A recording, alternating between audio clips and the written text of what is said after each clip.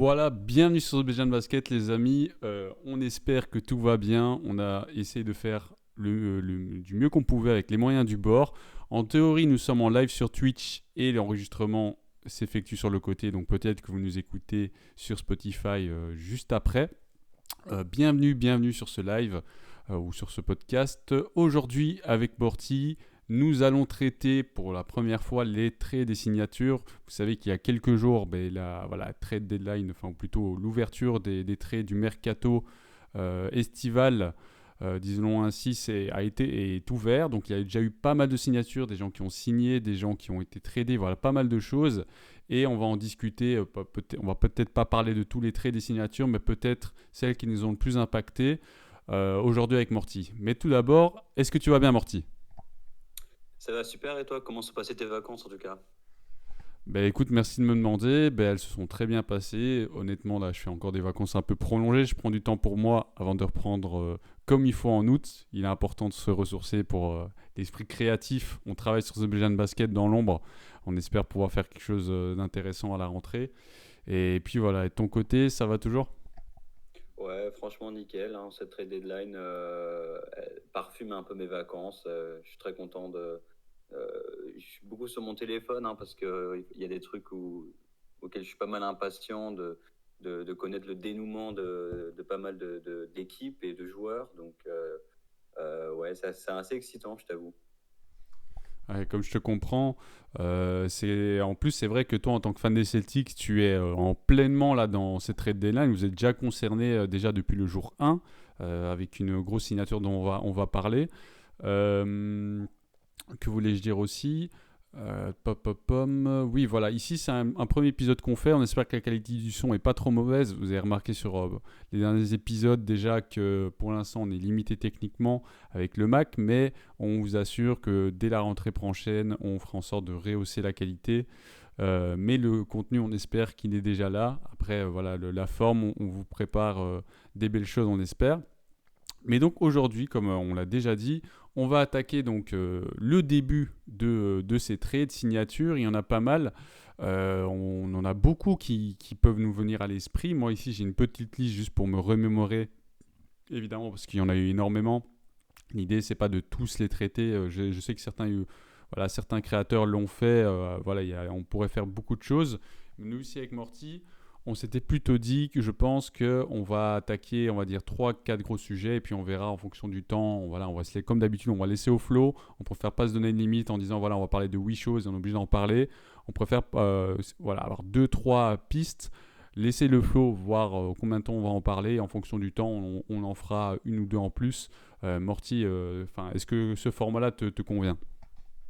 Ouais, super. Je pense qu'on va s'attarder sur les grosses lignes, parce que forcément, dans cette trade deadline, il y a beaucoup de choix qui ont été faits. Il y a eu des choix logiques, donc on va peut-être pas revenir là-dessus. Mais il y a eu des surprises. Il y a toujours des points d'interrogation au moment où on fait ce podcast. Donc forcément, on va vraiment essayer de condenser un maximum et de parler vraiment que des gros sujets qui nous ont vraiment qui nous ont marqué, en fait, qui étaient choquants pour nous. Clairement. Alors là, je vais en citer un peu à la volée, histoire de... Ce que je propose que je fasse, c'est comme je fais souvent, c'est que je cite et après, je laisse souvent Alex et Morty euh, trier pour moi comme ça en mode je fais bien le gros lâche. Je citais quelque chose, quelques trades, quelques signatures qui m'ont intrigué. Peut-être, j'ai vu un Tyrese Haliburton qui a signé aux Pacers sur 5 ans pour 260 millions. Donc les Pacers qui, gardent Haliburton sur la durée. Il y a vraiment quelque chose. Haliburton, comme vous le rappelle, est arrivé cette année aux Pacers avec ce fameux trade avec les Kings qui avait été discuté et qui finalement était un trade, je pense, on pourra peut-être revenir dessus, un peu win-win pour les Kings comme les Pacers. Et les Pacers donc confirment, on pourra peut-être parler de qu'est-ce que ça implique. Quelle autre signature ? Fred VanVleet, je pense qu'il a fait couler pas mal d'encre. 3 ans en Rocket pour 130 millions, ce qui est un assez gros pactole pour VanVleet sur 3 ans. Jeremy Grant, 160 millions sur 5 ans aux Blazers, ce qui évidemment pose certaines questions et ça va nous allier à un autre sujet qui est celui de Damian Lillard qui aurait demandé un trade à la direction des Blazers récemment en disant voilà, je ne veux pas jouer avec ce très bon joueur qu'est Scoot Anderson et Jeremy Grant sur les prochaines années. Chris Middleton, signatures intéressantes chez les Bucks, la continuité. malgré une blessure. Kyle Kuzma qui finalement a re-signé chez Wizards, 102 millions sur 4 ans. Draymond Green qui a re-signé chez les Warriors également. On se posait la question de est-ce que cette année ça va encore le faire. Je ne sais pas qu'est-ce que je peux citer. Après, un qui va être très important, évidemment, qui concerne directement Mortier en tant que supporter des Celtics, c'est celui de Porzingis, qui, dans un trade à 3 équipes, il me semble, avec les Grizzlies et les Wizards, ouais, c'est bien ça. Porzingis est arrivé aux Celtics contre, globalement, on va dire, Marcus Smart, et voilà, et d'autres assets dont on va parler. Qu'est-ce que je vois d'intéressant? Herb Jones, intéressant, Hachimura, Bruce Brown qui sont aux Pacers, une signature que je trouve fort intéressante. Gabe Vincent aux Lakers, une autre signature que je trouve intéressante. Voilà, et après il y a d'autres noms, évidemment, on pourrait pas tous les citer. Je regarde un peu ma liste. Je sais pas s'il y a un nom ici que j'ai pas évoqué, que toi, Morty, tu te dis il faut absolument qu'on en parle. Kyrie Irving, je ne sais pas si tu l'avais cité, mais effectivement, Kyrie Irving, c'était la plus grosse interrogation à la mi-saison, parce qu'on savait qu'il allait finir son contrat cette année, et finalement, il a re-signé pour 3 ans et 260 millions, quelque chose comme ça, pour Dallas. Donc, c'est une question qui a été très vite élucidée au final. Oui, tout à fait, tu fais bien de le signaler. C'est vrai, on en avait parlé un peu en off. Pour l'anecdote, vis-à-vis de Kyrie Irving, Damian Lillard, c'est tous les trades dont j'avais discuté. Vous verrez après mon argumentaire, je vous dirai comme j'avais pensé au début et comment je pense maintenant avec les nouvelles informations que nous avons. J'en avais discuté il y a quelques jours justement, juste avant que certaines actions, notamment la signature de Kyrie Irving, Damian Lillard qui demandait un trade, en me disant tiens, pour moi ils feront ça, et finalement avant de voir leur décision à venir, spoiler, je m'étais trompé du moins je m'étais trompé sur toute la ligne. Écoute, pour aller directement dans le vif du sujet, je propose qu'on commence d'abord par ce trade à 3 équipes qui implique donc les Celtics avec notre ami Marcus Smart, Porzingis, Tyus Jones. Il y a beaucoup de choses. Morty, déjà, c'était quoi ta première réaction et après, tu pourras peut-être nous dire maintenant qu'est-ce que tu penses de ce trade, peut-être un peu plus à froid. Mais ta première réaction quand tu as vu Marcus Smart, qui est quand même un joueur emblématique des Celtics depuis quelques années, toujours ses cheveux verts, il se bat, et il était vraiment une des têtes qu'on associe aux Celtics ces dernières années, qui finalement s'est fait trade et qui va de proposer service du côté des Memphis Grizzlies, qui peut-être auront besoin d'un meneur de jeu, surtout en début de saison, avec la suspension de notre ami Ja Morant. Ouais, mais moi je me rappelle encore, le trade il s'est fait en 2 temps, il s'est fait pendant la nuit, vers 5-6 heures du matin. Et initialement, c'était un trade avec les Clippers où on avait envoyé Malcolm Brogdon pour justement récupérer Porzingis. Mais Malcolm Brogdon s'étant blessé pendant les playoffs et nécessitant une opération, les Clippers ont décidé d'abandonner ce deal. Et donc, initialement, moi, j'ai d'abord eu la news comme quoi c'était d'abord Malcolm Brogdon qui partait pour Porzingis. Et je trouvais vraiment que c'était un coup de chapeau vraiment orchestré par Brad Stevens parce que tu perds un meneur, certes, Six Man of the Year, mais tu récupères un pivot qui va pouvoir vraiment renforcer ton intérieur, qui va pouvoir jouer, te donner vraiment 30-40 minutes, qui va pouvoir vraiment aider cette équipe. Et puis finalement, on voit que ce trade est finalement annulé. Et toutefois, Brad Stevens réitère et il y a cette volonté vraiment d'aller chercher Porzingis. Et du coup, il n'hésite pas à mettre Marcus Smart. Donc effectivement, Marcus Smart, c'était pas un choix initial par le front office de le trade. Donc c'est ça qui nous a fait... C'était vraiment une montagne russe parce qu'on s'est dit, super, on garde le corps de Marcus Smart, on garde Tatum, on garde Brown. Et finalement, on sacrifie une partie de ce trio qui est emblématique. Et Marcus Smart, qui est l'un des joueurs les plus vieux de notre équipe, qui a passé le plus de temps en fait à jouer sous le maillot vert, on finit par le perdre pour ce joueur. Donc initialement, effectivement, ça a été un peu compliqué, mais je pense que c'était nécessaire pour vraiment renforcer cette ligne intérieure qui était malgré tout assez faible, avec un Al Horford qui vieillit, qui a 38 ans, et un Rob Williams qui a du mal à jouer 82 matchs sur une saison, ou ne serait-ce que 3 séries de playoffs d'affilée. Donc je pense que c'était un choix important, c'était un choix judicieux, et le prix à payer, c'était évidemment l'ambiance, enfin, le cœur de cette équipe. On a dû sacrifier le cœur de cette équipe pour récupérer un joueur qui était nécessaire. Et donc voilà, c'était un peu compliqué, mais en soi, c'est un choix qui se comprend et qui se justifie au final très très vite. Oui, tout à fait, je suis d'accord avec les arguments que tu avances. Évidemment, c'était un choix compliqué vis-à-vis du cœur.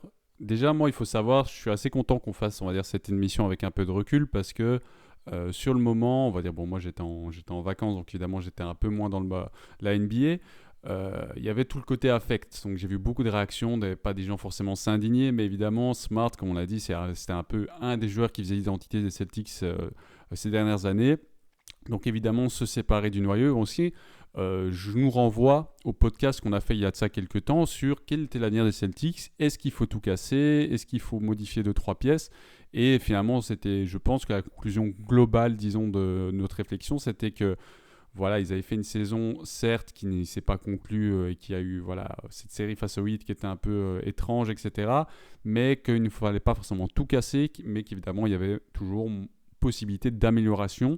Et je pense que les Celtics ont eu à peu près la même réflexion en se disant bon, il faut pas non plus voilà, péter un câble, mais il y a du changement qui est peut-être nécessaire pour passer encore un step, vraiment cette chose qui nous permet d'aller au bout. Et pour eux, c'était synonyme donc de Marcus Smart qui a été donc tradé aux Grizzlies et avec ce trade à 3 équipes donc, et Porzingis qui vient des Wizards.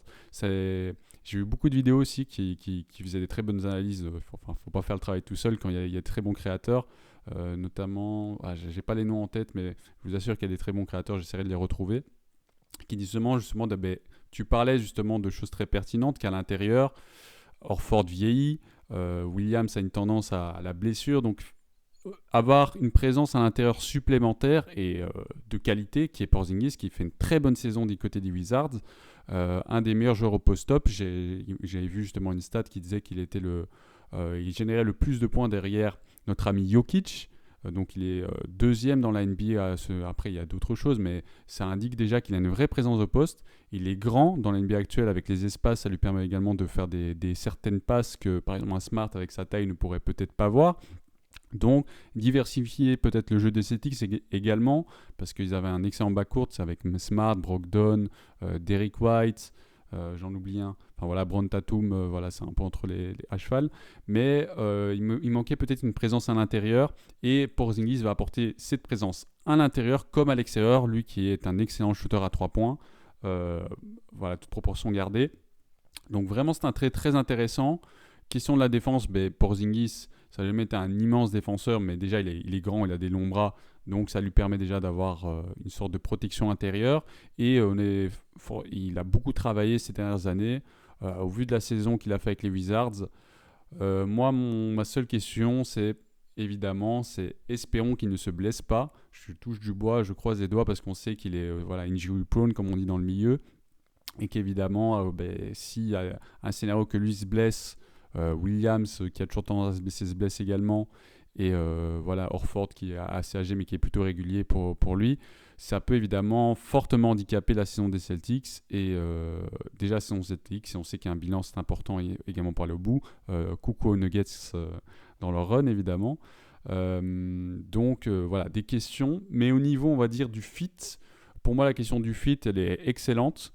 Ils apportent quelque chose que les Celtics n'avaient pas avant, et c'était au prix d'un Marcus Smart qui était évidemment fortement intéressant dans le jeu et nouveau dans la défense, etc. Mais évidemment, comme on dit, choisir c'est renoncer. Donc je suis assez content et j'ai assez hâte de finalement voir Porzingis, qui est un joueur que j'apprécie fortement et que je suis content de voir sa carrière reprendre entre guillemets, parce qu'évidemment après sa blessure avec les Knicks, etc. C'était un peu compliqué. Je fais juste un petit point aussi pour dire intéressant pour les Grizzlies d'avoir Tyus Jones qui est le joueur je crois avec le meilleur ratio assist turnover de la ligue. C'est un joueur très très propre qui va être très intéressant. Les Grizzlies qui ont aussi pris Derrick Rose, on voit très bien dans l'optique qu'il y a cette idée déjà de chapeauter avec des joueurs d'expérience vétérans avec Derrick Rose, et Tyus Jones qui a déjà quelques années dans la ligue, qui est très propre. En l'absence de Ja Morant, justement de faire tourner la machine en son absence et de le préparer au mieux pour son retour. Vraiment intéressant du côté des Grizzlies. Et les Wizards qui, eux, de leur côté, sont dans une optique un peu de rebuild. Ils ont pris Koulibaly, qui est un joueur que j'adore. Si vous avez été sur le TikTok de The Belgian Basket, vous avez peut-être vu que j'étais à 2-3 matchs des Mets ici du côté de Paris. Et c'est un joueur vraiment très très intéressant. Je pense qu'il a vraiment un haut potentiel. Et donc les Wizards qui ont Bilal Coulibaly, ils ont re-signé Kyle Kuzma qui est intéressant, qui a fait une très bonne saison. Donc les Wizards, voilà, ils ont gratté 2-3 pics par-ci par-là. Donc finalement, je pense que c'est un trade qui bénéficie les 3 équipes vis-à-vis de leurs besoins. Ouais, non, c'est un trade win-win pour les 3 équipes. Oui, les réactions, c'est vrai que euh, tout fan des Celtics aurait aimé voir Marcus Smart baguer, en fait, tout simplement. Euh, et d'autres personnes, en fait, quand on voit le côté un peu business, là, quand on se rend compte un peu du côté business de la NBA, c'est effectivement choisir, c'est renoncer.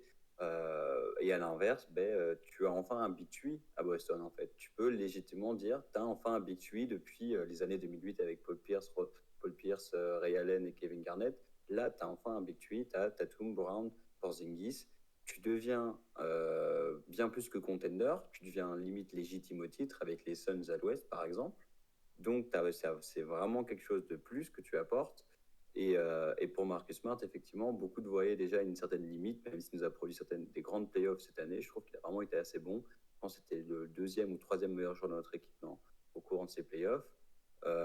Et comme tu as dit, effectivement, les Grizzlies, ils ont besoin de vétérans, ils ont besoin de leadership pour vraiment gérer cette équipe de TikTokers un peu insolents, si on peut les appeler comme ça. Pour les Grizzlies, c'est les TikTokers insolents. C'est les deux mots qui les caractérisent le mieux. Et effectivement, l'apport de Derrick Rose et l'apport de Marcus Smart, en fait, ça va être super pour cette équipe qui va vraiment profiter un maximum de leur expérience et tout simplement de leurs acquis.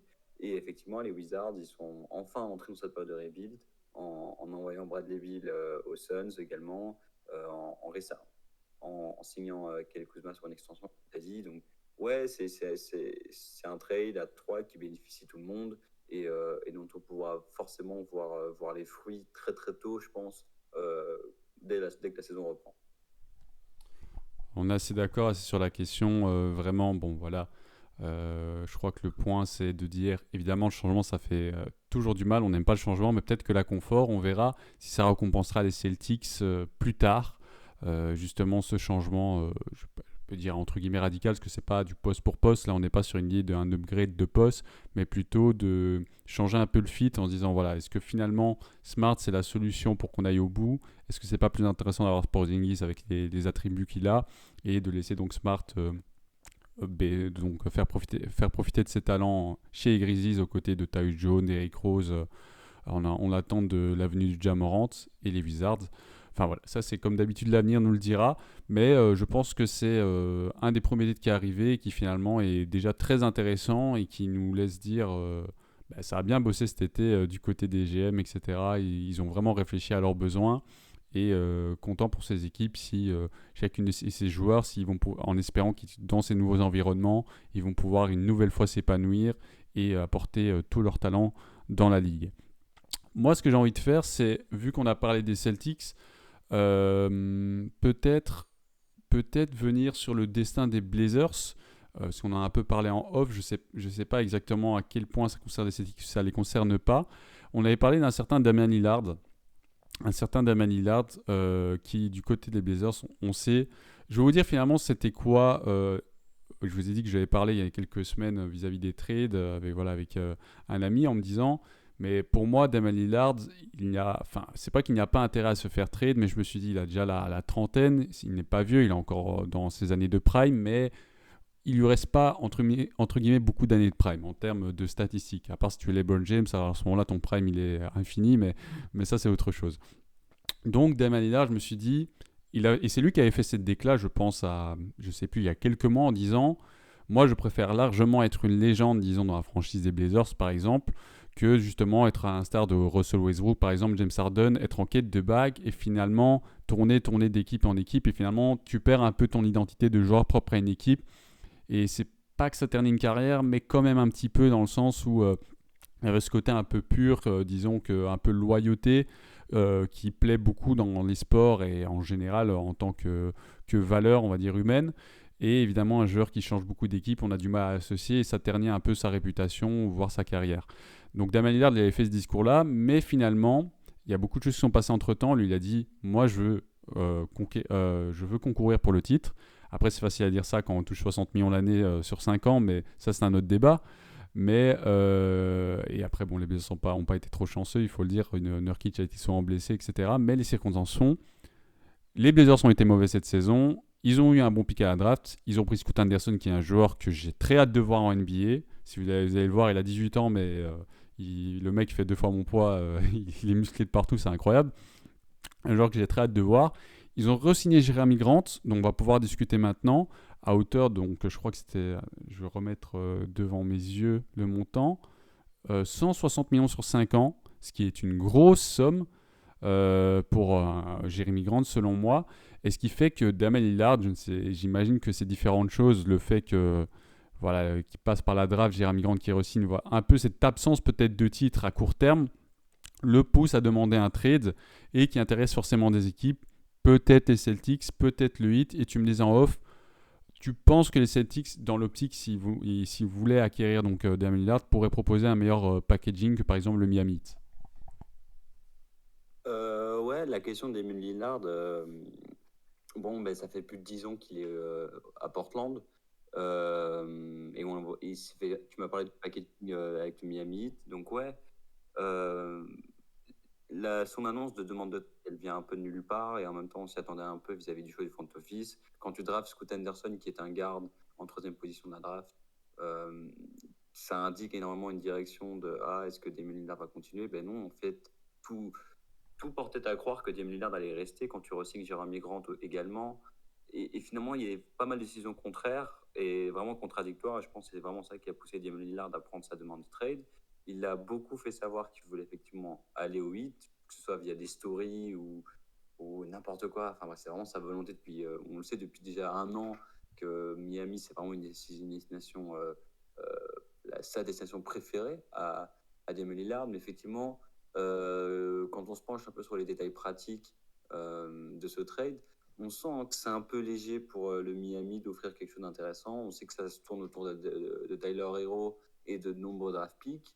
Mais j'ai peur que pour le front office, ça semble un peu léger comparé à ce que d'autres équipes pourraient offrir, que ce soit les Clippers ou Boston.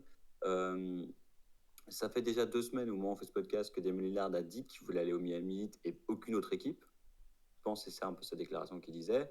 Et ce trade n'a toujours pas été fait. Alors qu'on est face à deux choix, soit ce trade tombe à l'eau et Miami n'arrive pas à trouver une troisième équipe avec qui elle peut compléter ce trade, qui va pouvoir peut-être apporter d'autres assets, soit Miami trouve une autre équipe comme Boston ou les Clippers et on arrive finalement à produire quelque chose d'intéressant et à ramener des Lillard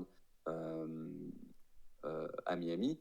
Troisième option, et moi j'y crois de plus en plus également, c'est finalement Damian Lillard reste à Portland. Je me suis posé la question hier, est-ce que c'est pas possible qu'il nous fasse un peu comme une Kevin Durant l'année passée, où il demande son trade la première fois, il demande son trade fin de la mi-saison, puis finalement il l'enlève, etc.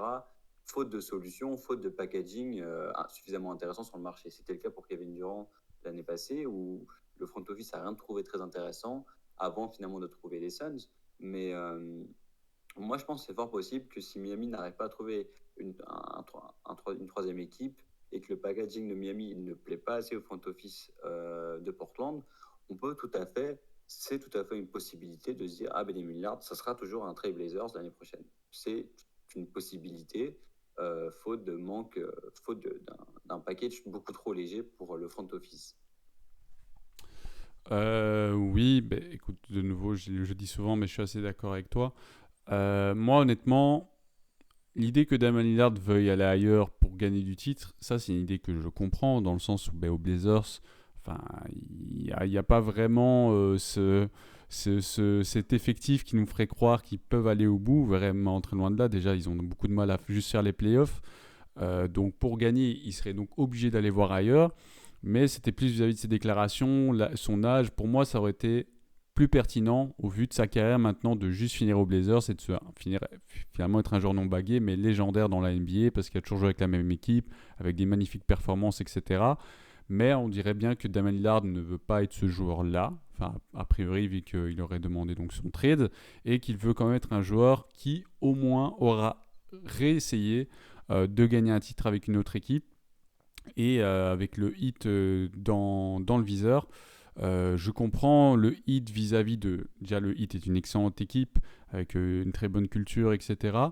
Dame Lillard, je pense, sera un excellent fit aux côtés de joueurs qui sont déjà présents. En termes de packaging, j'avais vu quelque chose comme quoi peut-être ce qui allait poser problème, c'est Duncan Robinson qui a un contrat sur 3 ans qui peut être handicapant pour les Blazers. Je ne sais pas trop quoi en penser parce que vraiment moi j'avais, je ne vais pas dire l'intime conviction, mais presque Dame Lillard allait rester un Blazer toute sa vie. Pas que j'étais en mode oui c'est le seul joueur loyal parce que je n'ai pas ces a priori, mais je me dis vu son âge, je me dis est-ce que c'est vraiment pertinent de voilà parce que s'il va au bout évidemment, moi c'était ça finalement mon débat, c'est s'il va au bout, admettons il aille au Heat, bon, limite peu importe où il aille, au Heat, au Celtics qui proposerait un package avec Brown etc. Ailleurs je ne sais pas, je vois pas quelle équipe pourrait vraiment à avoir les assets et être intéressante parce qu'elle va au titre. Très bien, s'il va au bout, là on dit Damian Lillard incroyable, il a changé, il a montré que si il a un supporting cast à côté ou d'autres bons joueurs, il va au bout. Génial. Mais on sait que la NBA est très compétitive et on le voit chaque année.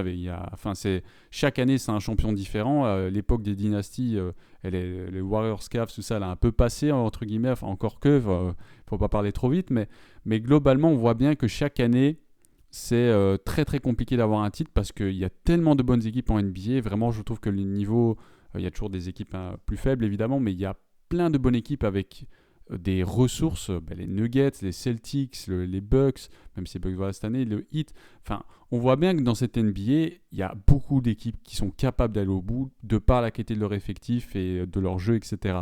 Donc finalement, Damian Lillard, où doit-il aller pour faire le bon choix? Et pour moi, c'est limite un choix, c'est un dilemme, un dilemme cornélien que moi que je ne ferai pas en tant que joueur à son âge, même s'il n'est pas vieux, mais voilà, vous m'entendez. Moi, je ne ferai pas le choix d'aller ailleurs. Pour moi, ce serait plus noble et plus intéressant en vue de carrière de dire je reste du côté des Blazers, je fais ma carrière, je prends mon argent, j'ai mes sponsors, etc. Peut-être que voilà, je chapeaute Scoot Anderson et on se rappelle de moi comme un incroyable joueur qui n'aura pas gagné certes, mais ce sera ni le premier ni le dernier. Donc moi, s'il part quelque part, j'aimerais bien savoir où et je suivrai avec attention parce qu'évidemment un joueur qu'on a vu toute sa vie dans une même équipe et qui va ailleurs, on a envie de voir ce que ça donne.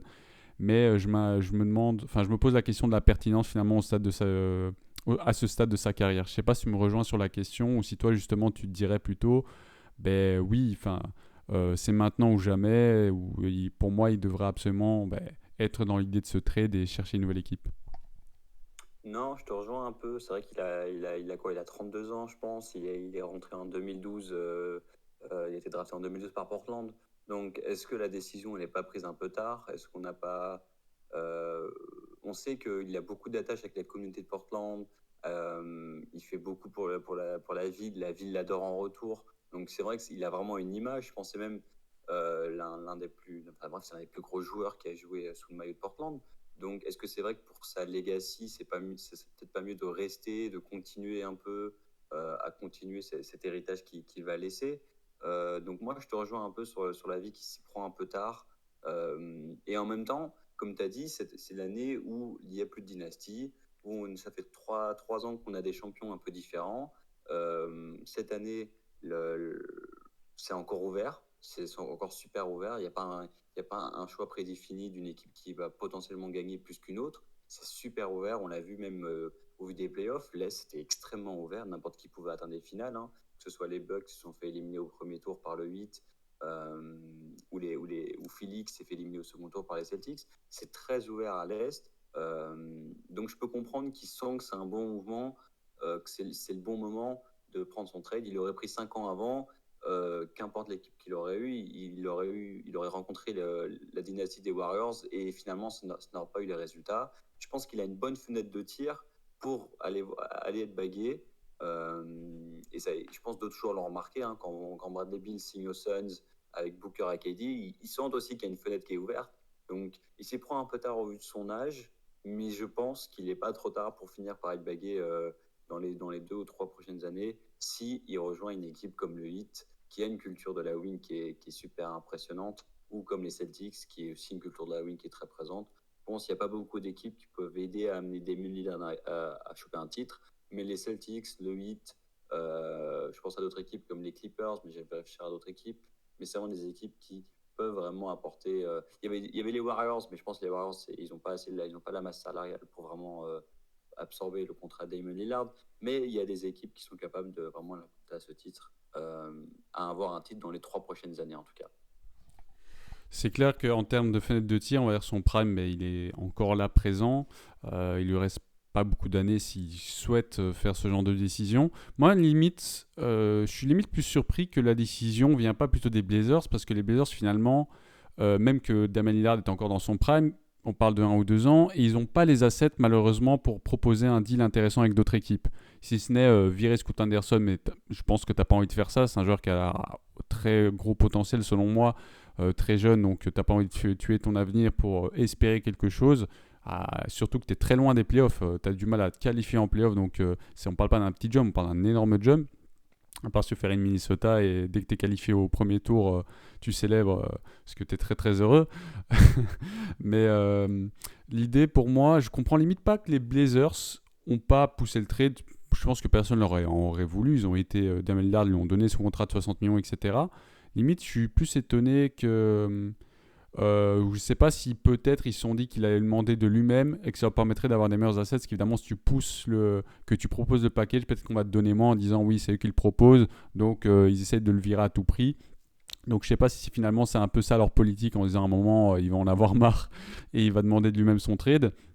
Parce que moi en tant que Blazer, je me dis ça fait des années qu'ils essaient. Il y a eu des mauvaises décisions en termes de management. Pardon. Il y a eu des blessures. Il y a eu pas mal de choses, ils n'ont pas été chanceux honnêtement les Blazers. Je pense à pas mal de blessures, que ce soit même Lillard ou Nurkic, etc. Il y a des choses qui auraient pu être mieux faites ou d'autres qui n'auraient pas pu être évitées. Mais pour moi, là, on sait que les Blazers, avant qu'ils puissent redevenir contender, il leur manque vraiment tellement de choses. Donc, autant rebuild le plus tôt possible.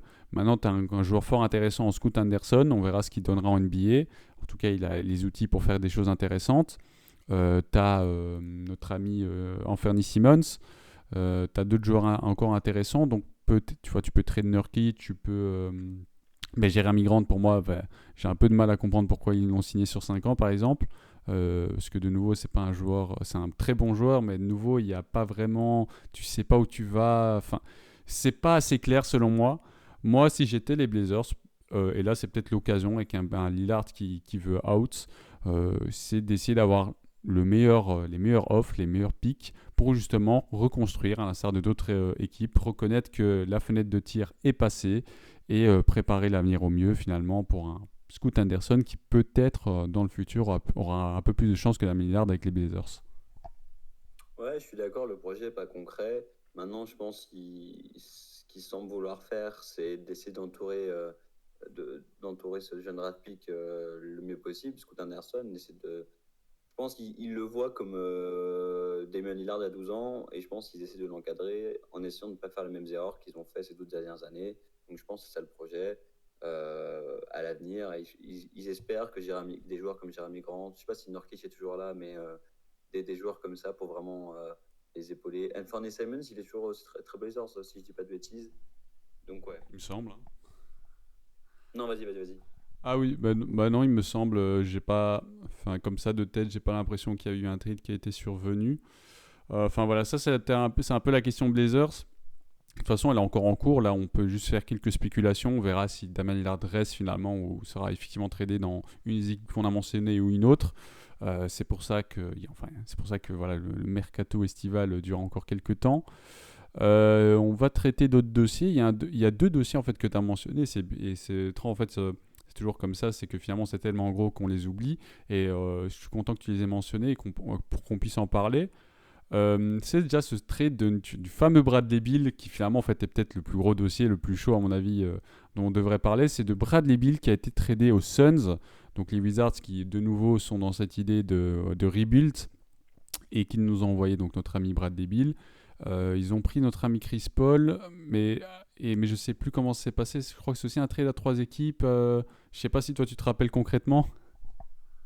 Chris Paul, c'est entre les Warriors et juste les Suns. C'est juste CP3 pour Jordan Poole. C'est pratiquement que à eux deux.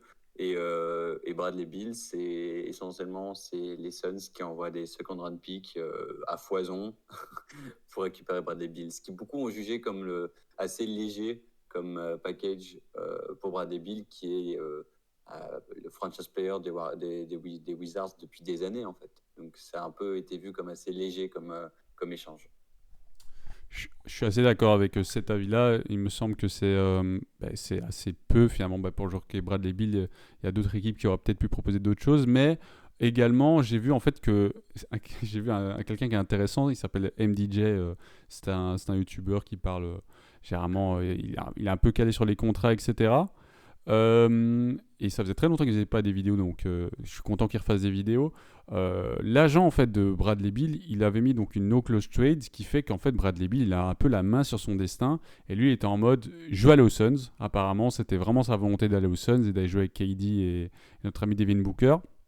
Donc ça explique aussi cette décision d'envoyer notre ami Bradley Beal du côté des Suns. C'était de sa volonté. Ça c'est une chose. Après. La question, bon voilà, les Wizards ont récupéré du pic à la rigueur. S'ils ne récupèrent pas grand-chose, ils ont encore du temps pour rebuild. Ils ont des joueurs intéressants. Je pense que les Wizards ne vont pas mourir du fait d'avoir tradé Bradley Beal. Évidemment, ils auraient souhaité plus, mais c'est pas trop grave, selon moi. Mais du côté des Suns, maintenant, toute la question qui est revenue un peu partout, c'est la question du fit. Est-ce que Bradley Beal fit vraiment avec cette équipe des Suns où il y a déjà deux immenses stars qui scorent, c'est-à-dire Booker et Kevin Durant qui sont des joueurs qui sont là pour scorer. Kevin Durant est capable de faire d'autres choses, Booker est capable d'un peu passer, etc. Mais globalement, ce sont des scoreurs, ils sont là pour marquer des points. Booker, c'est franchise player. Kevin Durant a rejoint l'équipe la saison passée. Déjà, le fait qu'ils aient trade Chris Paul, vu qu'on parle des Suns, c'était une bonne décision pour moi. On peut en parler un peu conjointement. Le fait qu'ils aient trade Chris Paul, pour moi, c'était pertinent. Car Chris Paul, en fait, c'est simplement que c'est la force du temps. Chris Paul ne va pas devenir meilleur au fil des années. Il devient vieux, son contrat. Donc, finalement, ce n'est pas en disant voilà, Chris Paul n'est plus un bon joueur de basket, mais vu qu'il se blesse assez souvent, qu'il devient de plus en plus âgé, il ne va pas nous permettre de nous améliorer pour un titre. Donc, pour moi, c'était une bonne décision de trade Chris Paul à cette intersaison. Donc, j'ai pas trop de choses à dire vis-à-vis de ce trade. Par contre, Bradley Beal, c'était un gros contrat déjà, c'est une chose, mais en termes de fit, c'est aussi un scoreur tout simplement. Et on dirait qu'on pose toujours la même question dès qu'une star rejoint d'autres, mais en termes de profil, je pense que peut-être c'est une des stars qui fit vraiment le moins aux besoins des Suns, qui avaient par exemple un besoin en défense selon moi également, et que Bradley Beal, un autre scoreur, même sa qualité est certaine. Bradley Beal est un excellent joueur de basket, mais comment vas-tu le faire scorer alors que tu as déjà Kevin Durant et Booker? Est-ce que chacun vont marquer 15 points par match, 20 points par match? Limite, ça, pour moi, ça en semble ridicule. Je me dis, c'est des joueurs qui ont besoin de gros volumes de jeu. Et comme d'habitude, il n'y a qu'un ballon de basket et il n'y a que 36 possessions. Je ne sais pas combien de possessions par match. Comment fait-on, Morty, pour toi? Est-ce que c'est viable? Est-ce que c'était un bon choix ou c'est un choix désastreux? Ouais, moi je te rejoins. On est face à un projet Nets 2.0 avec le Harden, Kyrie, KD. Moi j'ai un peu cette feeling-là où genre on se dit, oula, il y a des gros noms, mais est-ce qu'il y a est-ce qu'il y a une alchimie? Est-ce que ça va jouer ensemble même? Est-ce que ça va pas être pris par les blessures? Comment ça va se partager la balle? Comment ça va défendre? Qui prend le dernier tir lorsque ça devient serré? Je vois un peu ça, c'est un projet comme les Nets l'ont fait il y a 2 ans, on tente le tout pour le tout, parce que les Suns se sont dépouillés en draft pick et vas-y, on veut vraiment ce titre. Chris Paul, c'est peut-être trop vieux, ta force de jeu n'est plus nécessaire.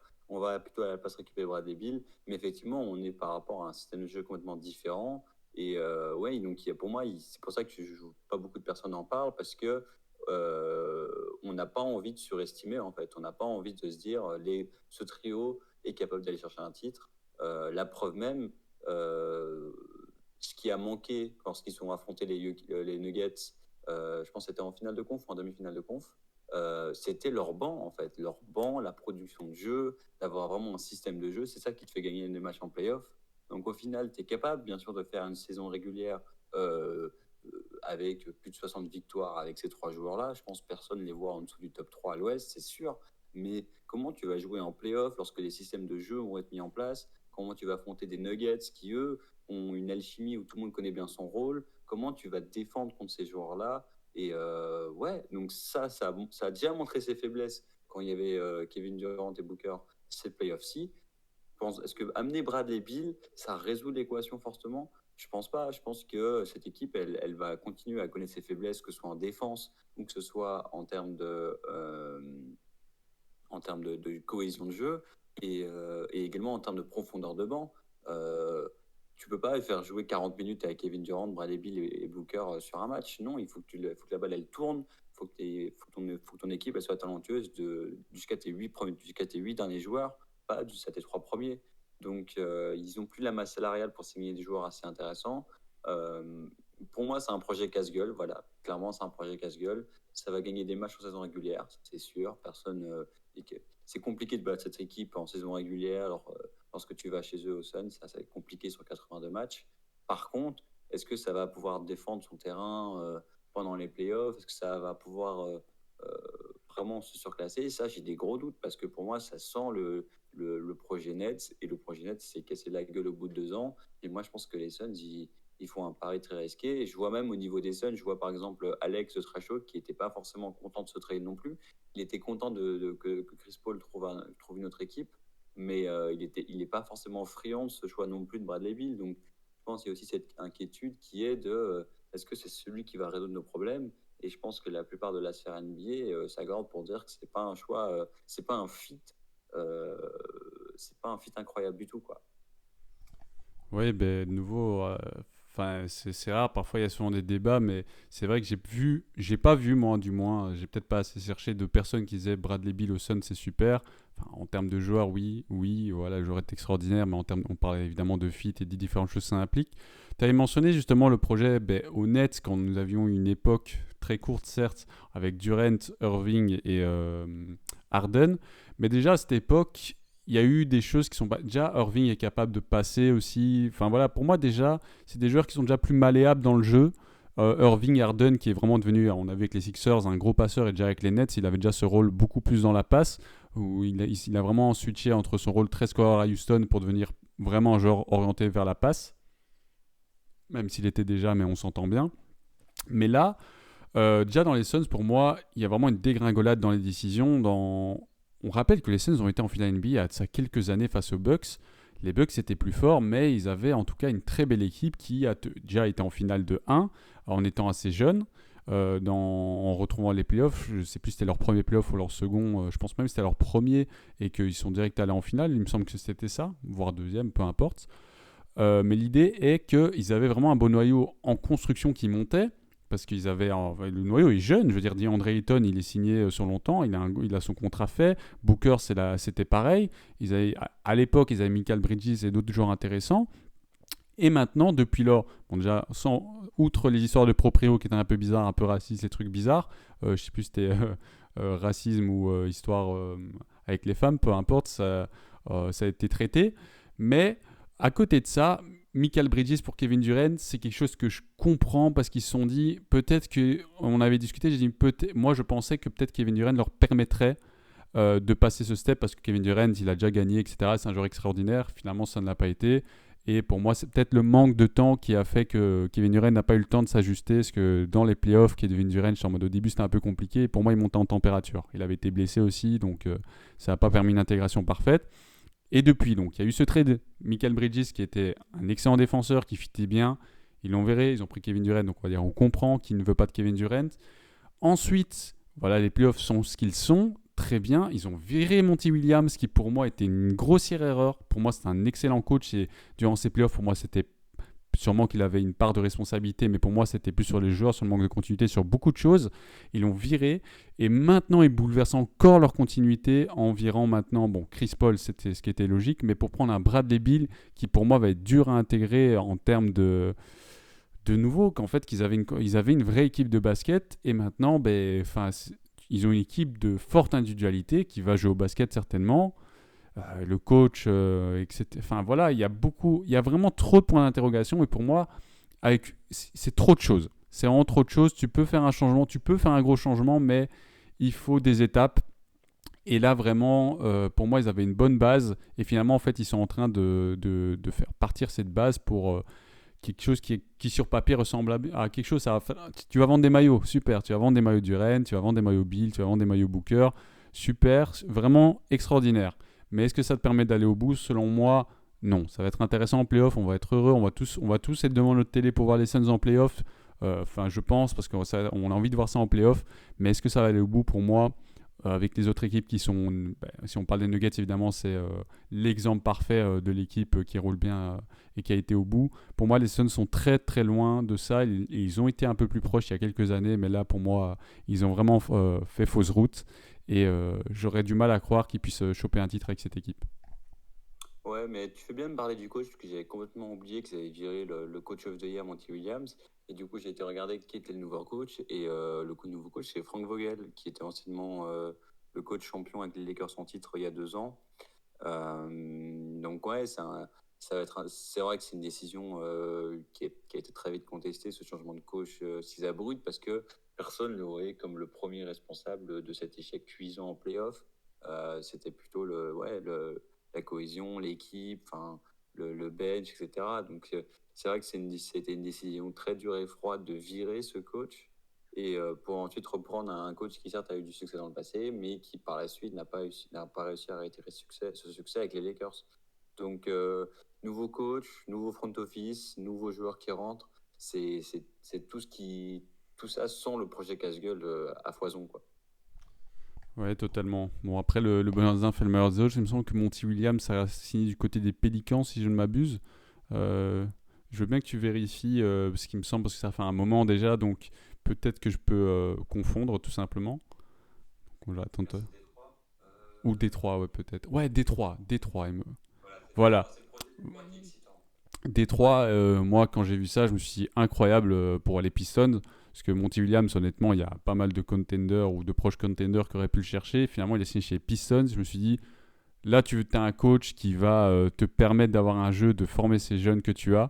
Donc, c'est ça que je disais, le bonheur des uns, le malheur des uns fait le bonheur des autres. Et tant mieux pour les Pistons. Mais de nouveau pour les Suns, si je dois réitérer ce que j'ai déjà dit, j'ai vraiment du mal à les voir aller au bout. Et je pense que c'est un sentiment. Du moins, on a tous des réserves.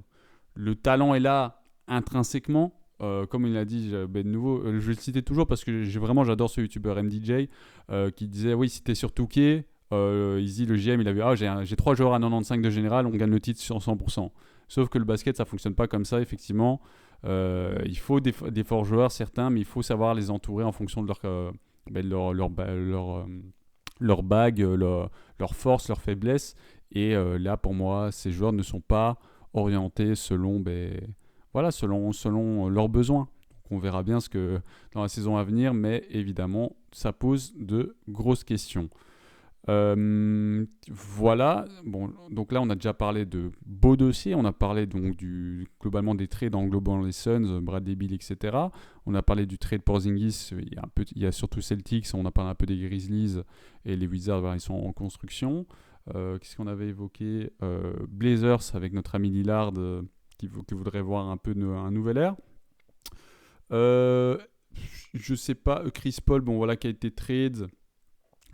Est-ce qu'il est toujours aux Warriors? Est-ce que c'est ça la chose? Je pense que c'est dans l'idée d'un nouveau trade. Je veux bien, parce que je t'avoue que là, à chaque fois, je me repose sur toi. Je dis, je fais le lâche. Quand je sais plus, je me repose sur toi, Morty. Non, je pense que Chris Paul, il est là pour rester au niveau des Warriors. Parce que quand je vois ce que Draymond Green dit au podcast de Paul George, ça a l'air de se confirmer. Ils ont l'air de valider le choix, donc il n'est pas prêt à re-signer après. Donc, ouais, non, il est fait pour rester aux Warriors. Au niveau de ce qu'on pourrait parler encore, on peut parler des principaux trades qui ont été faits par les Lakers. Je pense que ils ont re-signé Austin Reeves à un prix assez cheap, je trouve. Ils ont été chercher Gabe Vincent aussi, qui est super intéressant. Donc voilà, Hiro Hashimura aussi a été re-signé. Donc ils ont vraiment été re-signés tous leurs joueurs. Donc attention à cette équipe des Lakers qui a réussi à choper des joueurs avec des bons profils, avec des contrats assez légers. Donc ça peut être très dangereux les Lakers l'année prochaine aussi. Ouais, les Lakers, mais de toute façon, les Lakers, chaque année, à part quand LeBron est un peu blessé, généralement, c'est toujours une équipe à qui tu vas faire attention. De toute façon, on sait que les Lakers, avec tous leurs joueurs non blessés, c'est toujours threat, comme on dit, une menace dans la NBA. Ils ont signé Hachimura. Au vu de ce qu'il nous a apporté en playoff, c'est 100% logique. Il y a toujours la question d'Ilo. On se pose la question. Je sais pas si on va parler, on va peut-être en parler d'abord de deux dossiers avant ça, la question d'Ilo. Ils ont signé Gabe Vincent, très intéressant, évidemment. On a vu les playoffs avec le Miami Heat, très très intéressant. Je regarde un peu ici Wojnarowski, je vois que Anthony Edwards a signé donc, pour 5 ans à hauteur du rookie maximum deal, 260 millions sur 5 ans. Logique. On sait très bien que, encore au vu de ces playoffs, que a priori ce sera Anthony Edwards, le franchise player des Timberwolves, et non pas Karl Anthony Towns, qui chaque semaine, si vous baladez sur les réseaux, te donne une citation vraiment intéressante. Il dit: quand je veux partir de la NBA, on va dire que j'ai changé le jeu, on va se rappeler de moi. Enfin, il dit à chaque fois des trucs extraordinaires. Dans sa tête, le mec, c'est Michael Jordan couplé à LeBron James, avec un peu de Karim Abdul-Jabbar. Enfin, le mec, honnêtement, il est super drôle. Genre, j'espère vraiment qu'il fait une carrière après d'analyse ou un truc, parce que je sens qu'il va dire des dingueries. Ça va être du mime chaque semaine avec Karl Anthony Towns. Vraiment, il est extraordinaire. Je regarde un peu ma liste. On peut parler du Van Vliet, peut-être les Rockets rapidement, et du Kyrie aussi, c'est vrai qu'on l'avait mentionné. Peut-être d'abord Kyrie, vu que vraiment Kyrie c'est le genre le plus polarisant, qui a re-signé donc du côté des Mavs à hauteur de 126 millions sur 3 ans. Voilà, au niveau du prix, c'est Kyrie Irving, on comprend bien. Déjà, il y avait la question, on l'avait évoqué l'an passé, je pense qu'il y avait Alex aussi, on avait évoqué cette question, avec les Mavs qui avaient fait pas du tout de playoff en fait. Il y avait cette question, est-ce qu'il re-signe Kyrie Irving finalement? Est-ce qu'il reste? Est-ce qu'il part? Il y avait la question du fit, et finalement, Kyrie Irving re-signe sur 3 ans, donc du moins, ça ne veut pas dire qu'il ne sera pas trade plus tard ou quoi. Moi, je me pose la question par rapport à ça. Mais du moins, le pouvoir est entre les mains des Mavs, en tout cas pour l'instant, sur l'avenir de Kyrie Irving, qui devrait continuer la saison prochaine aux côtés de Luka Doncic. Peut-être, est-ce que pour toi c'est une signature logique? Pour toi, est-ce qu'il n'aurait pas dû signer? Même qu'il ait signé, est-ce qu'il devrait le trade plus tard? Comment les entourer? Enfin, vraiment, quels sont tes a priori? Quelle est ta vision sur l'avenir des Mavs finalement avec la signature de Kyrie Irving sur 3 ans? Je pense que pour les Mavs, c'était la top priorité cette saison, c'est de re-signer Kyrie Irving. Ils l'ont eu à la mi-saison pour Dorian Finney-Smith et Spencer Dinwiddie, je pense. Il faudrait revoir, mais je pense que c'était ça le deal. Donc, ils l'ont récupéré, et c'était vraiment si Kyrie Irving décide de partir, en gros, ça voulait dire que Dallas avait perdu ses joueurs pour rien. Donc, pour moi, la top priorité, c'était effectivement de re-signer Kyrie Irving, ce qui est une bonne chose. Maintenant, cette équipe dans une conférence Ouest qui est super rude, avec des big three un peu partout, je pense que Dallas manque cruellement de joueurs. Encore, ça manque de talent. Je pense que Luka Doncic ne peut pas faire gagner cette équipe malgré tout le talent offensif que Luka Doncic a, malgré tout ce qu'il peut faire en une saison, parce qu'il nous a vraiment époustouflé la saison passée. Ce n'est pas suffisant. Même avec Kyrie Irving, ce n'est pas suffisant pour construire une équipe. Donc je pense qu'il y a encore des trades à faire pour cette équipe de Dallas. On doit renforcer à l'intérieur. Peut-être on va aussi renforcer notre défense, parce que Dallas, c'est une équipe qui a pris beaucoup de points. Et ramener Kyrie Irving, c'est pas quelqu'un qui va tout de suite t'imposer une défense dans ton truc. Donc, si tu allé chercher un Matisse Thybulle, par exemple, ça peut être super intéressant, ce genre de profil-là. Donc, ouais, c'est une bonne première décision dans la continuité de Dallas. Par contre, ça suffit absolument pas pour espérer passer un second tour de playoff, selon moi. Pour moi, il y a plusieurs changements qui doivent continuer à être faits pour aller chercher des jeunes talents, aller chercher un Grant Williams chez les Celtics, par exemple. Enfin bref, il y a d'autres moves qui doivent suivre, parce que sinon, si ton équipe est composée uniquement de Kyrie Irving, je ridiculise et vulgarise un max, mais si ton équipe est uniquement composée de Kyrie Irving et Luka Doncic dans une conférence Ouest qui est aussi rude, aussi dure, avec autant de talent, ça va pas du tout suffire. Tu vas revenir avec la même situation auquel tu es arrivé cette saison, où tu as fini 11e et tu n'as même pas pu jouer les play-ins au final. Donc pour moi, il faut ajouter du talent dans cette équipe, il faut ajouter de la défense, et il faut ajouter des bons role-players aussi, qui sont passés à côté de pas mal de free agents. Je pense qu'ils auraient pu sauter sur Gabe Vincent, par exemple, ça aurait pu être intéressant. Donc voilà, il y a des trades à prendre, parce que sinon, on se retrouve avec une nouvelle saison blanche pour Luka Doncic. Et nous, je pense qu'on est tous friands de voir Luka Doncic et Kyrie Irving, enfin ces deux joueurs qui, au niveau des playoffs, sont capables de nous faire des dingueries en playoffs. Et je pense que c'est vraiment dommage si on n'arrive pas à les voir jouer plus de 4 matchs en playoffs. Ce serait vraiment dommage de ne pas les voir jouer, quoi. Très clairement, très clairement. Ben oui, tout à fait. Cette équipe, de toute façon, on l'a vu. Ils n'ont même pas fait les playoffs, donc il manque quelque chose. Après, c'est le temps d'adaptation de Kyrie Irving. Moi, dès le début, c'est un trade que je n'ai pas apprécié, car de nouveau, on parle de besoin. Nous, on n'est pas, c'est toujours, on n'est pas sur Touquet. Sur Touquet, oui, je prends les deux joueurs ensemble, mais on peut là, comme ça, dans la réalité, pas vraiment. Surtout vu les besoins des Mavs, s'ils avaient d'autres choses, il y a un besoin de défense, il y a pas mal de choses. Ils ont re-signé cette Curry sur 2 ans. Donc ça, c'est intéressant, je suis content, parce que c'est exactement le type de profil qu'ils ont besoin, un free and D. Et cette Curry, c'est un des meilleurs free and D sur le marché, il est incroyable. Mais oui, clairement, il leur manque beaucoup, beaucoup, beaucoup de choses pour eux qui ont un peu régressé, on va dire, dans leur quête. Ils ont des joueurs intéressants, mais il leur manque tellement de choses. On se rappelle des débuts de Luka face aux Clippers dans la bulle, ce genre de choses qui étaient vraiment intéressants. On s'est dit, quel joueur extraordinaire, voilà, et l'avenir est doré, et puis il est sûrement encore doré. Mais aujourd'hui, vraiment, je me dis, il manque tellement de choses que je n'ai pas d'idée, je n'ai pas de schéma, même avec un ou deux joueurs en plus, où je vois les Mavs, les playoffs, certes, ça pour moi c'est possible, mais même passer peut-être un tour. Et on sait qu'ils avaient fait un beau parcours. On se rappelle face aux Suns quand ils les avaient battus avec cette fameuse humiliation. Je pense que c'était au Game 7 qui à la mi-temps le match était fini globalement en fait, avec 40-50 points d'écart. Donc on sait que cette équipe est capable, mais justement avec l'édition de Kyrie Irving, de nouveau pour moi c'est un peu bousculé ce qu'il y avait déjà en place. Il y avait des changements à faire, mais pour moi c'était pas le changement à faire. Donc de nouveau, je sais pas si eux ils ont nouveau fait la fausse route. C'est un peu comme dans un jeu vidéo QTE, tu prends le mauvais chemin, après c'est très très dur de revenir sur la bonne route. Donc de nouveau, je vais être un peu attentif à ce qu'ils continuent à faire cette off-season durant la saison, mais ça me semble un peu complexe. Quel dossier on n'a pas traité Est-ce qu'il y a un dossier qu'on n'a pas traité qui te vient en tête, c'est qu'on devrait traiter selon toi? James Harden, je pense. James Harden, c'est un peu comme les Lemon Lillard. On ne sait pas trop s'il veut rester à Philly ou pas. On ne sait pas si le projet Philly va continuer. J'ai vu qu'il y avait pas mal d'équipes qui, s'ils voyaient Harden partir, se pencheraient sur le cas d'Embiid. Donc, ce qui signifierait complètement une fin du process de Philly. Il n'y a pas une volonté forte.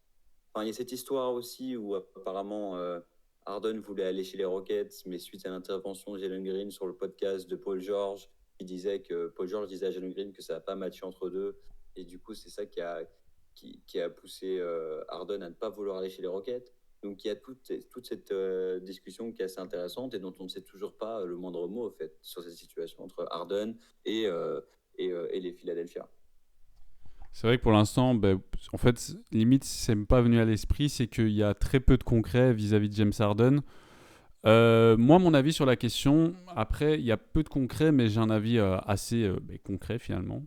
Désolé du pléonasme, c'est que James Harden, pour moi, n'était vraiment pas la cause de la faillite des Sixers durant ces playoffs. Pour moi, il n'était vraiment pas... et je suis même assez étonné, en fait, parce que pour moi, il réalise ses meilleurs playoffs depuis quelques années. Avec les Nets, c'était intéressant et tout. Il y avait des blessures.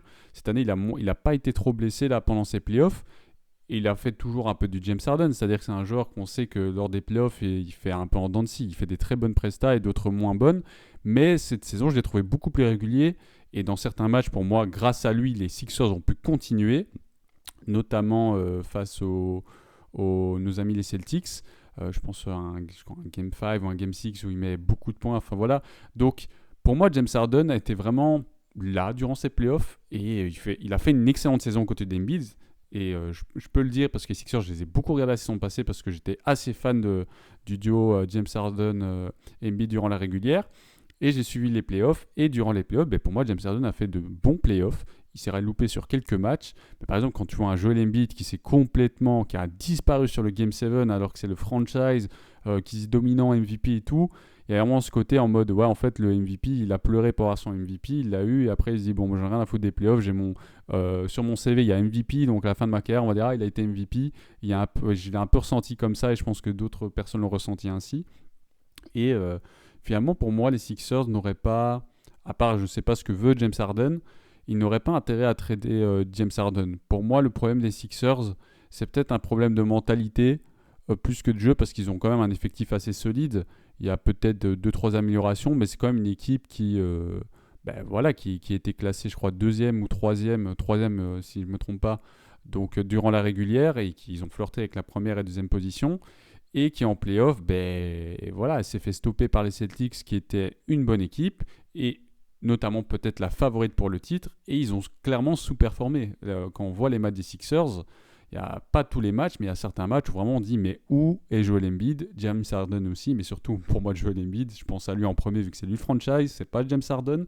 Donc en fait j'ai du mal à comprendre que les Sixers n'essaient pas de se battre pour garder James Harden, parce que pour moi, pendant la régulière, il leur a fait gagner beaucoup de matchs, il a permis à Joel Embiid d'avoir son MVP avec beaucoup de passes, etc. Et durant les playoffs, ben, il leur a apporté James Harden, du scoring, de la passe. Et j'ai du mal à comprendre que finalement il y ait même des rumeurs de transfert et qu'il n'y ait pas plutôt les Sixers essayent de vraiment mettre James Harden dans des conditions pour qu'il reste à tout prix. Je sais pas, enfin de nouveau je reviens vers toi à chaque fois. Est-ce que tu partages mon avis finalement que James Harden est vraiment un lock du côté des Sixers, pour tu te dis ou vraiment tu dis non il doit partir, ou tu es un peu entre les deux en disant ce serait pourquoi pas qu'il reste, mais s'il part, pourquoi pas, ça pourra apporter quelque chose. Ouais, c'est une question intéressante et Harden est aussi imprévisible comme joueur, je trouve assez.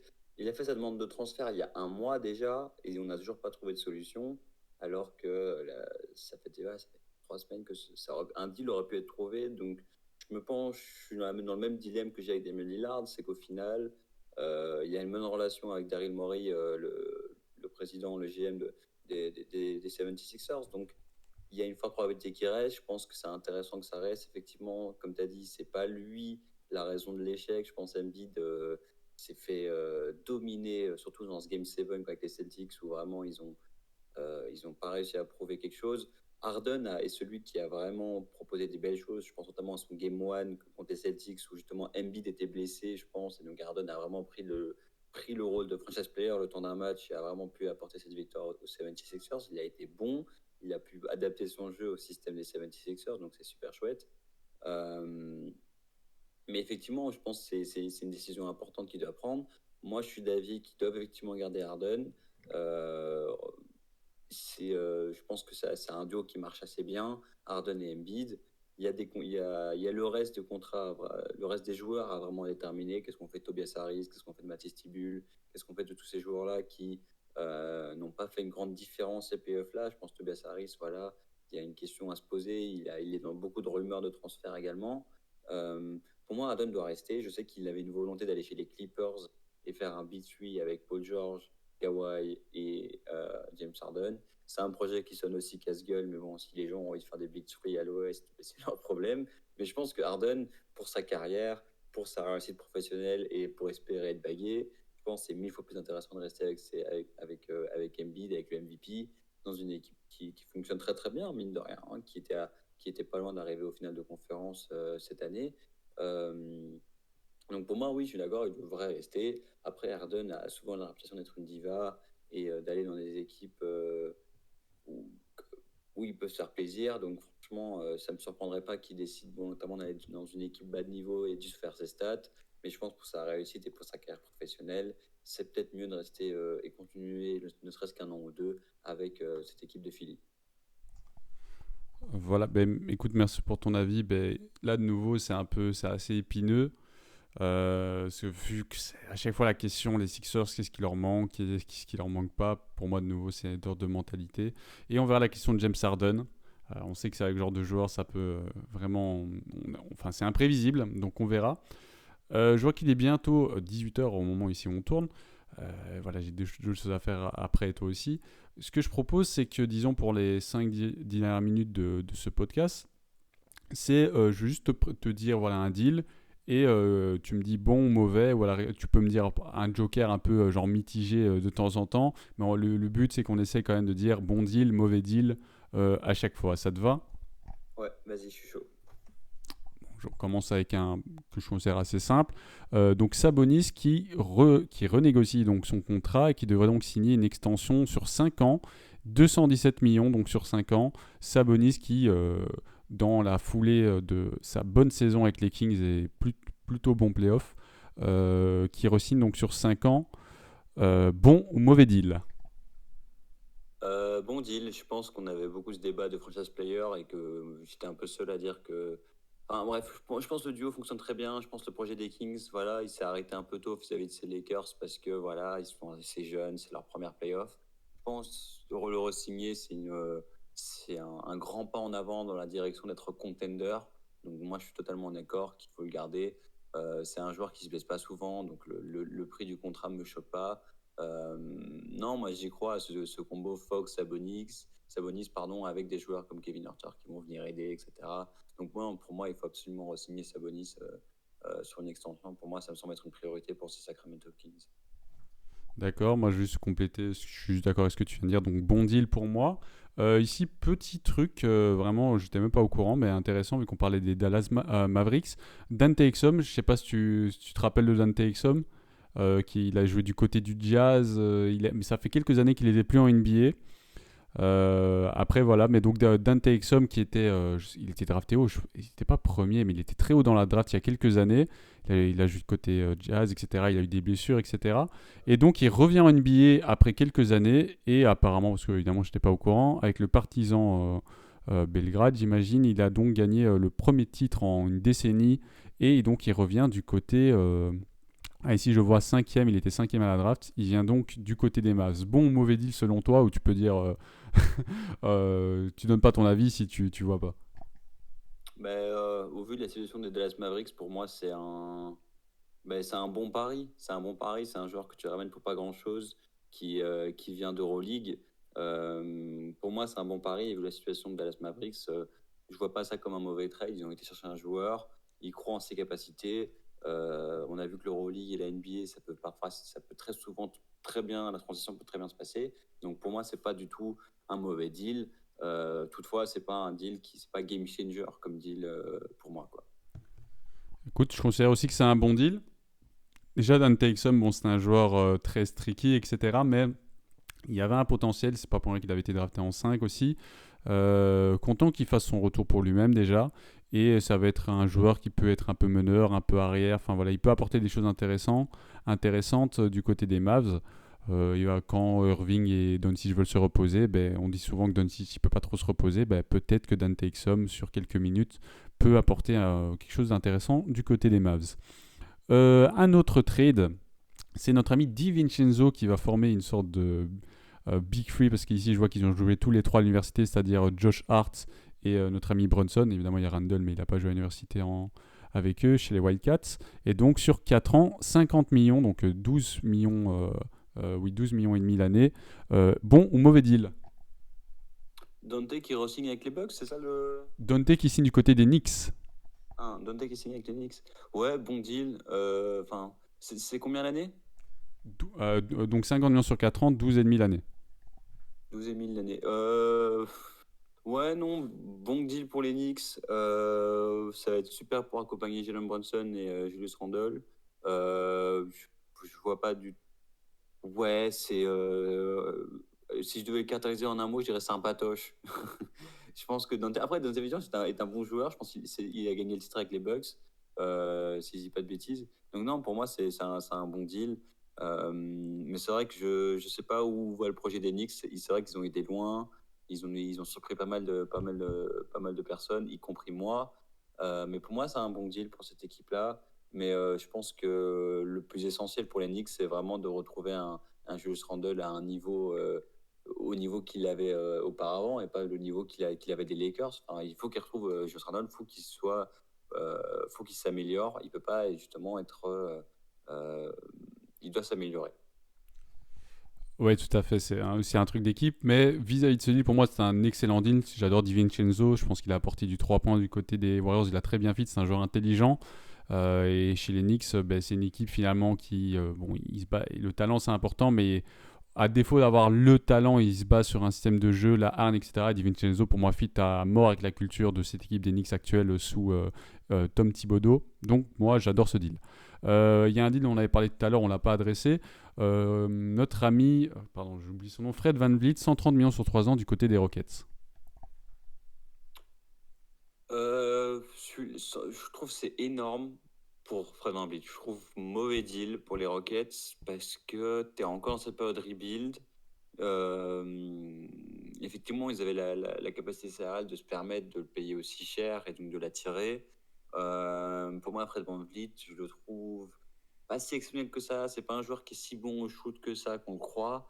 Et je trouve que ça contredit un peu le process des Rockets de vraiment développer leurs joueurs à ce titre-là. Donc, pour moi, mauvais deal. C'est pas un mauvais deal de ramener un joueur comme Fred VanVleet dans ton équipe, ça sera jamais. Mais je pense au prix auquel tu le payes, alors que c'est pas du tout dans ta direction, dans ton futur proche des Rockets. J'ai un peu du mal à comprendre ce deal, surtout à un prix aussi cher. Donc, je dirais mauvais deal. Moi, je suis assez mitigé. Attends, juste, je vais me permettre de vérifier si on a toujours la capture d'écran ici. Oui, tout va bien, parfait. Ça va, l'enregistrement est toujours bien comme il faut. Que disais-je?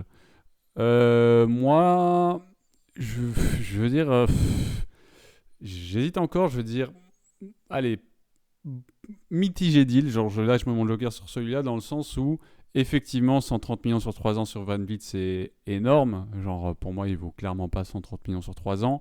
Mais comme tu l'as mentionné, les Rockets ont de l'argent. Ils l'ont utilisé, après, c'est pas encore 5 ans, c'est 3 ans. Donc, on va dire, vu qu'il y a encore un peu de temps de développement pour les Rockets, euh, il y a encore un peu de temps, on va dire, voilà, d'ici un an, il n'y aura plus que 2 ans. Donc, ce sera pas.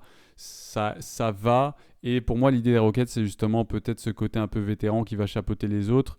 Mais effectivement, c'était pas nécessaire de mettre 130 millions. Tu pouvais l'avoir, je sais pas sur combien de millions l'année, et ça aurait fait tout le temps le taf. Mais voilà, Van Vliet, il a ses 130 millions, content pour lui. Mais effectivement, c'est pas un joueur qui intrinsèquement, pour moi, vaut 130 millions. Peut-être dans le contexte, ils disent voilà, on peut donner l'argent, on le donne. Mais effectivement, on va dire, je pense pas que ça va handicaper les Rockets, mais je pense qu'il est surpayé vis-à-vis de son talent, etc. Avec tout le respect que je lui dois. Un autre deal, Russell Westbrook qui devrait re-signer chez les Clippers pour 2 ans à hauteur de... ici, j'avoue que j'ai pas envie de cliquer sur l'article. Je vois presque 8 millions. Je ne sais pas si c'est 8 millions sur 2 ans ou 8 millions l'année. Enfin, dans tous les cas, interprète ça comme tu veux. Ici, je vois donc Westbrook, agree on 2 years, et donc 8 millions de deal. Je le fais un peu francisé bizarre. Bon ou mauvais deal? Bon deal parce que tu le récupères pour pas grand-chose. 8 millions l'année ou 8 millions sur 2 ans, ça reste quand même pas grand-chose pour Russell Westbrook. En l'absence de Paul George et de Kawhi, il a fait des bonnes playoffs, mais à voir si vraiment son style de jeu. En fait, j'ai un peu peur que c'est des fausses données parce que forcément, il était seul avec le ballon ces playoffs-là, donc forcément, il était capable de pouvoir développer son style de jeu. Maintenant, ouais, je suis encore un peu dubitatif sur comment il va pouvoir s'intégrer avec les Paul George et les Kawhi. Mais je pense au prix auquel tu le payes et au possible bénéfice que tu peux avoir d'un Russell Westbrook qui peut vraiment partager la balle, qui peut vraiment défendre avec son hustle, qui peut vraiment développer son propre shoot s'il shoot bien. Pour moi, c'est un bon deal par rapport au prix que tu le payes, il n'y a pas de souci. Mais pour moi, c'est vraiment un excellent deal, je dirais même un braquage côté Clippers, parce que Westbrook, c'est Westbrook, il vieillit, etc. On connaît le côté streaky, mais finalement, chez les Clippers, il a eu ce côté, on l'a vu, incroyable durant les playoffs, etc. Il a fait des matchs incroyables, tout simplement.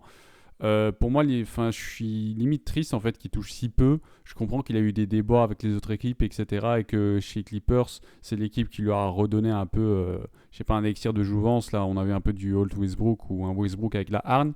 Mais vraiment 8 millions, et là, ce que je comprends, c'est 8 millions pour 2 ans, donc 4 millions l'année. C'est vraiment le minimum vet. Je trouve ça vraiment ridicule pour qui est Russell Westbrook. Clairement, il aurait dû faire au moins le double, voire le triple, selon moi, de ce qu'il va toucher sur 2 ans. Je suis content du moins qu'il va re-signer avec les Clippers, qui lui font confiance, où il s'est bien senti en cette fin de saison. Et j'espère qu'il pourra continuer sur cette lancée. Mais au niveau du salaire, moi, bon, je dis mauvais deal pour Westbrook en termes de salaire. Mais après, en termes de continuité, etc., pour Clippers et Westbrook, c'est super. Je scrolle encore un peu parce qu'évidemment, il y a plein de choses. Je pense qu'on va encore faire un ou deux maximum. Ici, je vois, on va pas en discuter. Je vois que la Melo Ball, c'est pas encore signé, mais ils vont lui donner le rookie max sur 260 millions sur 5 ans. On peut en discuter, est-ce que c'est un franchise ou pas, mais vu le talent du côté Hornets, moi, je jouerais pas ça au pile ou face, sa signature, donc pour moi c'est assez clair. Je descends, pop pop pom. Ah ben voilà, mais justement on se posait la question, je l'avais pas vu. Russell a re-signé chez les Lakers pour 2 ans et donc 37 millions. 2 ans, 37 millions, donc c'est confirmé. Russell qui sera du nouveau du côté des Lakers, bon ou mauvais deal, selon toi? D'Angelo Russell qui re-signe aux Lakers. Mitigé, je veux dire. Après, c'est vrai qu'au poste de meneur, c'est un peu vide, mais je pense que c'est mitigé. Je pense que pas mal de personnes sont déçues de ses performances qu'il a réalisées ses playoffs. Il n'a vraiment pas été au niveau. Euh, donc, ouais, assez mitigé au final de ce deal. Euh, je m'y perds parce que je disais un autre trade. Pour moi, c'était juste un bon deal. Je pense que D'Angelo Russell est un bon joueur. Simplement, déjà, le fait que les Lakers aient été loin dans ces playoffs, etc., c'est parti d'où? C'est parti de tous ces trades que les Lakers ont mis en place avec les Timberwolves. Ils ont été chercher Russell, ils ont été chercher Malik Beasley, ils ont été chercher Rui Hachimura. Enfin, tout cette dynamique a permis aux Lakers de faire les playoffs auxquels on ne s'attendait pas, clairement, au vu de la saison. Donc, et pour moi, Russell faisait partie de cette dynamique. Effectivement, il a déçu lors des playoffs, mais ça reste un excellent joueur de basket. Du côté des Timberwolves, il faisait une bonne saison. Voilà, c'est Timberwolves, c'est le Maras des Timberwolves. Et du côté des Lakers, il faisait également une bonne saison. Et dans les playoffs, effectivement, il a disparu sur la fin. C'est dommage, c'est vraiment dommage parce que les Lakers avaient vraiment des choses intéressantes avec LeBron, AD, toute la clique. Chimura, j'oublie notre ami, le petit blanc des Lakers, comment s'appelle-t-il déjà? Oui, Austin Reeves, voilà, c'est ça. J'arrivais pas à me rappeler de son nom là comme ça. Mais donc pour moi, je suis content que Russell re-signe. Pour moi, c'était plus un contretemps. Il a un peu choke sur la fin des playoffs, mais durant la régulière, déjà, il va aider. Et pendant les playoffs, j'espère qu'il pourra rester à niveau. En tout cas, j'aime bien ce noyau des Lakers auquel je me suis attaché pendant ces playoffs et la seconde moitié de saison. Et pour moi, il va vraiment apporter ce qu'il apportait déjà et avec plus de continuité. Euh, alors, écoute, vraiment de manière très aléatoire et fortuite, il y a encore 2 trades que je vois ici de Wojnarowski, évidemment, qui nous parle de tous les trades, mais ça tombe bien parce qu'il y en a un qui est vraiment intéressant, l'autre un peu moins, mais j'ai envie d'en parler pour le troll. Je vois que Jackson Hayes, le joueur des Pelicans, signe aux Lakers pour 2 ans. Qu'est-ce que tu en penses? Jackson Hayes aux Lakers? Oui, le joueur des Pélicans, je sais. Moi, enfin, je sais pas si tu as vraiment un avis sur Jackson Hayes. Honnêtement, c'était juste pour faire rapidement. Ben, comme d'habitude, les Lakers n'ont pas beaucoup de cap space. Ils ont déjà fait les trades, etc. Donc, à chaque fois, je sais que c'est un peu dans la culture des Lakers ces dernières années, à l'instar de même des Warriors, etc. Ces équipes qui n'ont pas trop de cap space parce qu'ils ont déjà des forts joueurs. D'aller chercher des joueurs et d'essayer un peu les relancer et de leur donner des minutes précieuses. Je pense que justement Jackson Hayes, c'est un bâton sauteur, un mec qui saute très haut. Il n'y a pas vraiment un gros bag, mais du côté des Lakers avec un LeBron James et je sais pas d'autres meneurs, par exemple Russell, ça peut être intéressant pour justement mettre 2-3 alley-oop dans le garbage time, voilà, gratter des petits points par-ci par-là. Donc je pense que c'est un bon deal. Je n'ai pas vu, mais j'imagine que c'est un contrat minimum ou pas loin. Ça va juste permettre aux Lakers d'avoir un joueur un peu dynamique qui va tuer ces fameuses minutes face au second unit. Ben, je connaissais pas le joueur. Je viens de me rendre compte que le gars était classé 8e à la draft de 2019 et que son plus gros highlight, c'est que le gars il a pris 3 ans de sursis pour une affaire de violence conjugale. Donc, Non, c'est clair que le tableau est pas là. Après, il y a du côté des Hornets, il y a c'est comment, Miles Bridges aussi qui va rentrer bientôt. Bon, ça évidemment, c'est des choses qu'on veut pas voir. Je parlais du basket, c'est évidemment ça. J'espère que la justice fait ce qu'elle a à faire. Mais voilà, donc on va dire, moi, en termes de basket, je pense que c'est pas un trop mauvais deal. Après, vis-à-vis de l'extra sportif, ça, c'est encore autre chose.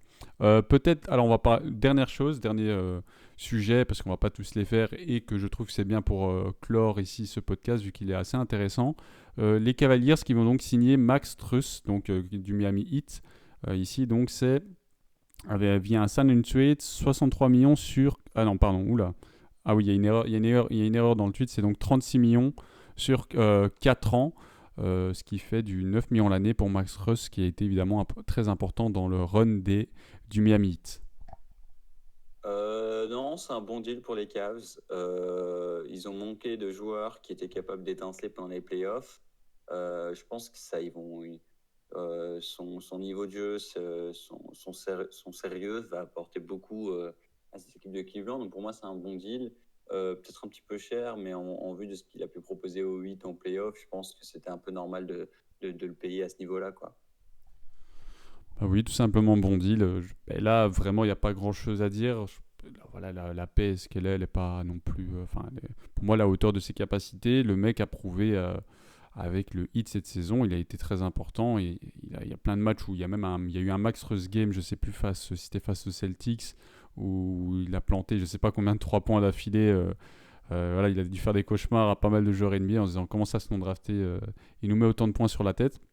Donc, content que les joueurs du hit vont chercher le pacte de droite à gauche. Ça me fait poser des questions sur le hit. Finalement, qui va récupérer le hit vu que Gabe Vincent part du côté des Lakers, belle signature, on en avait parlé. Max Strus qui part du côté des Cavs. Au hit, qui va-t-il rester Ça, c'est une autre question. Mais bon deal pour Max Strus et pour les Cavs qui récupèrent un très bon shooter à 3 points en Max Strus. Voilà.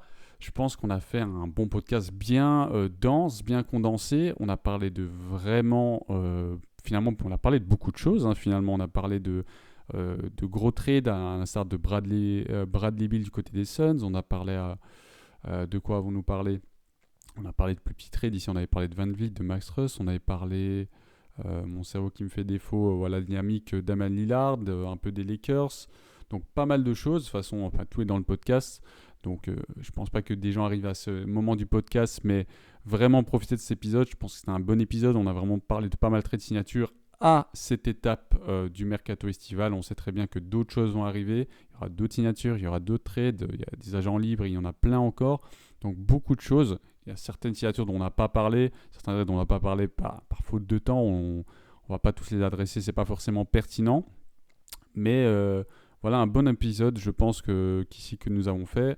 Et voilà, c'est ça la NBA. Il y a toujours des choses, même dans la off-season. Limite, il y a plus à dire parfois dans la off-season que pendant la saison, parce qu'il y a toujours ces signatures, etc., qui sont intéressantes vis-à-vis des nouvelles dynamiques, les questions que ça nous fait poser sur la suite, etc.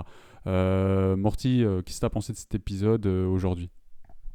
Non, c'était cool. On a vraiment pris le temps de s'attarder sur les plus gros sujets du moment et donner notre avis sur le fit, sur quel projet nous hypait et quel projet vraiment on avait très peu d'attentes, voire pas du tout. Donc non, on a vraiment exploré la plupart des trades qu'il y a eu. Forcément, on va y en avoir d'autres parce qu'on est qu'au début de cette off-season. Il y a encore la Summer League qui joue maintenant. Donc si les gens veulent regarder du basket avec un niveau qui ressemble à NBA mais qui en est très très loin, n'hésitez pas à regarder la Summer League. Il y a Wembanyama aussi qui joue à la Summer League, pas celle-ci mais celle d'après je pense. Donc ça c'est aussi un peu les news à regarder. Moi je serais chaud de regarder Wembanyama jouer pour les Spurs en G-League, ça ce serait intéressant. Mais ouais non, super épisode, j'ai bien kiffé, on a beaucoup parlé. Dommage qu'Axel ne soit pas là, Alex pardon ne soit pas là. Il est en train de jouer avec les Dauphins, mais on espère qu'il sera là de retour pour la rentrée quoi. Ouais, on espère. Enfin, on sait qu'il sera là. Là, il prend du bon temps. Il a bien raison, il se ressource en vue de la saison à venir. Cool épisode avec Morty aujourd'hui. On a traité de toutes ces choses. Merci d'avoir écouté ce podcast qui sera, comme d'habitude, disponible sur Spotify. Là, il y a peut-être des gens qui étaient en live sur Twitch. Donc Spotify, Twitch, on sûrement sera mis sur YouTube, etc. Spotify, soyez-en sûrs. Merci de l'avoir suivi avec nous. Et on reviendra prochainement peut-être pour d'autres trades des signatures, peut-être un peu plus tard. On vous prépare du gros à la rentrée. On va vraiment bosser sur The Belgian Basket pour vous proposer des choses vraiment très carrées, on espère, dès la rentrée. Et voilà, Morty, moi, il me reste à te remercier. Merci. Merci à toi, Carmelo. Et merci à vous encore une nouvelle fois de nous avoir suivis. On se dit à la prochaine sur The Belgian Basket. Au revoir.